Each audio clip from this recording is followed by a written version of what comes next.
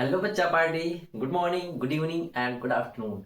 तो हम एक और वीडियो के साथ मिल रहे हैं और एक नए क्वेश्चन के साथ जो बहुत ही ज़्यादा इम्पोर्टेंट क्वेश्चन है 2025 के लिए। ये बहुत ही ज़्यादा खास क्वेश्चन होने वाला है बच्चों आपके लिए। और ये केवल इसी साल नहीं बच्चों, ऐसा क्वेश्चन बोर्ड एग्जाम में लगभग लगभग हर साल पूछा जाता है, कभी 4 नंबर में तो कभी 6 नंबर में। तो क्वेश्चन देखते हैं और समझते हैं इसका सॉल्यूशन। आपको बहुत ही ध्यान से देखना है बच्चों, क्योंकि इस बार इस क्वेश्चन के आने की काफी ज्यादा चांसेस हैं और भिन्न वाले क्वेश्चन अक्सर पूछे जाते हैं बोर्ड एग्जाम में। तो चलिए इसका सॉल्यूशन देखते हैं, बहुत ही आसान भाषा में। चलिए, सवाल है बच्चों, यदि हम अंश में एक जोड़ दें, ध्यान दीजिएगा, अंश में एक जोड़ना है तथा हर में से एक घटाना है तो भिन्न एक हो जाती है। सवाल का मतलब है कि अगर हम अंश में एक जोड़ दें और नीचे यानी हर में एक घटा दें तो भिन्न सॉल्व करने पर एक आती है। ठीक है, यदि हर में एक जोड़ दे तो कह रहा है इस बार कि केवल हर में एक जोड़ना है तो भिन्न कितनी बन जाती है बच्चों? 1/2 हो जाती है।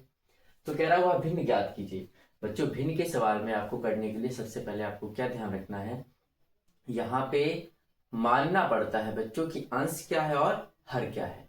तो यहाँ पे हम मानेंगे, देखिए ध्यान से, इसका हल लिखेंगे, माना भिन्न का अंश, अंश को बच्चों x मानना है तथा हर को बच्चों मानना है y। तो भिन्न हमारी क्या होगी बच्चों? भिन्न कैसे लिखी जाती है? अंश बटे हर। तो अंश को हमने माना है x और हर को माना है y, तो हमारी भिन्न हो गई बच्चों x/y। अब हम लगाते हैं केस नंबर 1 यानी स्थिति पहली कि अंश में एक जोड़ दें तथा हर में से एक घटा दें। तो लिखेंगे केस नंबर 1, जब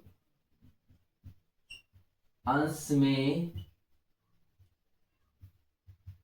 एक जोड़ा जाए तथा हर में से एक घटाया जाए। ठीक है बच्चों, ये हमारा कंडीशन कह रहा है कि जब अंश में एक जोड़ दिया जाए और हर में से एक घटा दिया जाए। तो अंश हमारा है बच्चों x और हर है y। तो अंश में हमें क्या जोड़ना है बच्चों? एक। तो x में हम एक जोड़ेंगे और जो हमारा हर है उसमें से हम एक माइनस करेंगे। तो भिन्न क्या हो जाती है बच्चों? एक। तो हमें बराबर में एक लिखना है, बराबर में लिख दिया एक। अब बच्चों यहां तक पहुंचने के बाद क्या करना है, नीचे वाले का इसके साथ मल्टीप्लाई कराना है। तो ऊपर वाला तो सेम रहेगा x+1, y का एक में मल्टीप्लाई करेंगे बच्चों तो ये बनेगा y, और -1 में एक में एक का करेंगे तो -1। ठीक है, अब क्या करना है, इसके बाद हमें सभी को इधर लेके आना है। तो ये बनेगा बच्चों x। अब बच्चों उधर अगर हम एक नंबर को कर दें, यहाँ x और y को कर दें तो हमारा एक समीकरण बन जाएगा। ठीक है, तो हम एक काम करते हैं, एक को उधर भेज देते हैं और y को इधर ले आते हैं।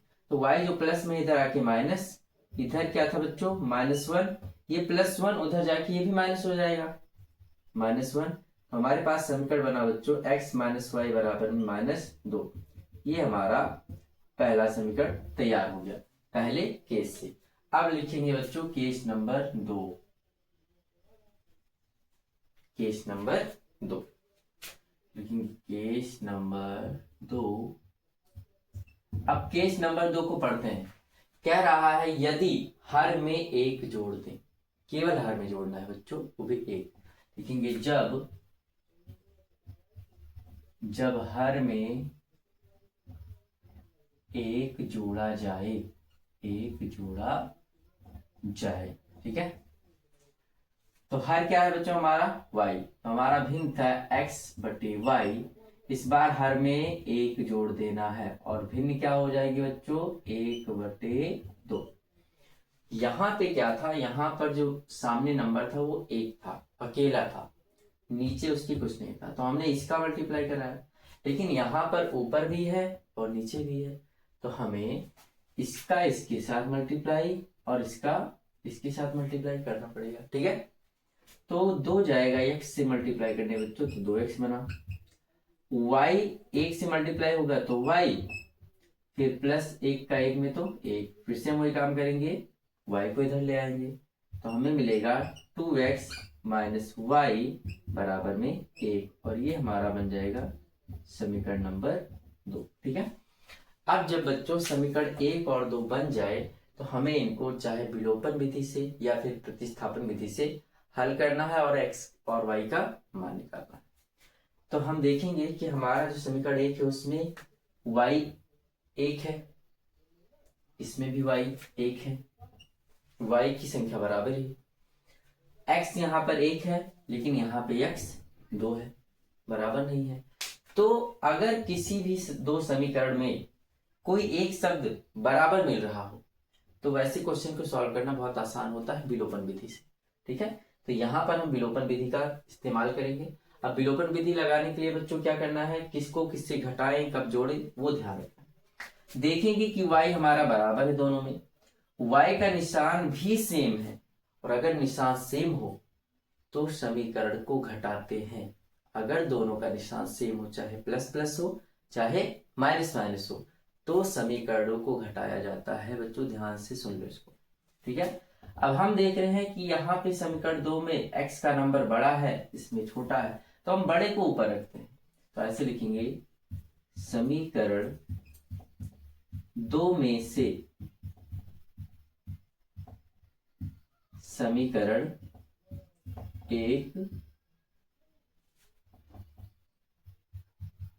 घटाने पर, ठीक है, घटाने पर, तो समीकरण 2 को बच्चों ऊपर लिखेंगे, 2x माइनस वाई बराबर में 1 को लिखेंगे इसके नीचे, x को x के सामने, y को y के सामने, सामने है -2।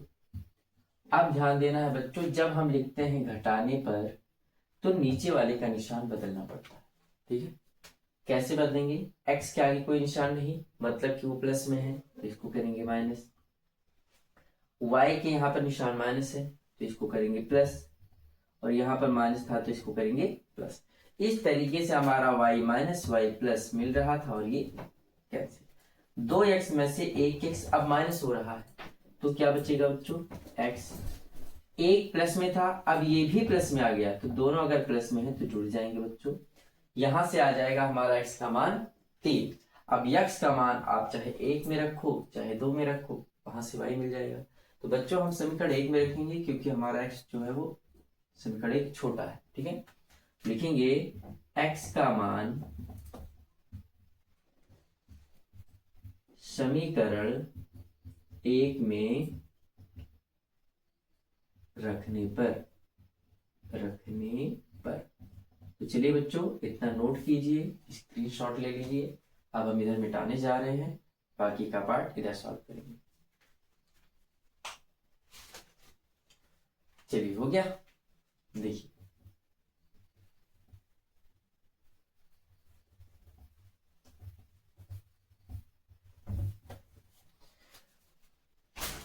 तो हाँ बच्चों, हमने समीकरण x का मान 1 में रखना है, तो समीकरण 1 को उतार लेते हैं। समीकरण 1 हमारे पास था x माइनस वाई बराबर में क्या था बच्चों, 2 था, वो भी माइनस में। अब x का मान क्या रखना है बच्चों, 3 रखना है, तो लिखेंगे x की जगह पे 3 माइनस वाई बराबर में -2। y को हमें अकेला करना है, यानी कि इस 3 को उधर भेजना पड़ेगा, तो यहाँ पे बचा -y -2, 3 जो इधर प्लस में था बराबर के उधर जाके माइनस में हो जाएगा। अब हम देख पा रहे हैं कि -2 -3 मिलकर -5, क्योंकि दोनों तरफ माइनस है इसलिए माइनस से माइनस कैंसिल हो जाएगा और y का मान आ जाएगा 5। अब x और y का मान निकालना ही हमारा मकसद नहीं था, हमें भिन्न बनाना था बच्चों, वह भिन्न ज्ञात कीजिए। तो लिखेंगे अतः भिन्न, तो भिन्न हमारी क्या थी बच्चों, x बटे y, x का मान आया है 3 और y का 5। ये हमारा बच्चों सवाल का आंसर हो जाएगा। यहाँ पे एक चीज और ध्यान रखना बच्चों कि x और y का मान ये भिन्न वाले सवाल में निगेटिव नहीं आता। अगर आया आपका तो आपका सवाल कहीं ना कहीं गलत है, तो ये भी ध्यान रखना है कि x और y का मान निगेटिव यानी माइनस में नहीं आना चाहिए। तो चलिए बच्चों, आशा करते हैं क्वेश्चन समझ में आया होगा, काफी इंपॉर्टेंट क्वेश्चन था। और मिलते हैं अगले वीडियो में अगले इंपॉर्टेंट क्वेश्चन के साथ। तब तक पढ़ाई करते रहें। Very best.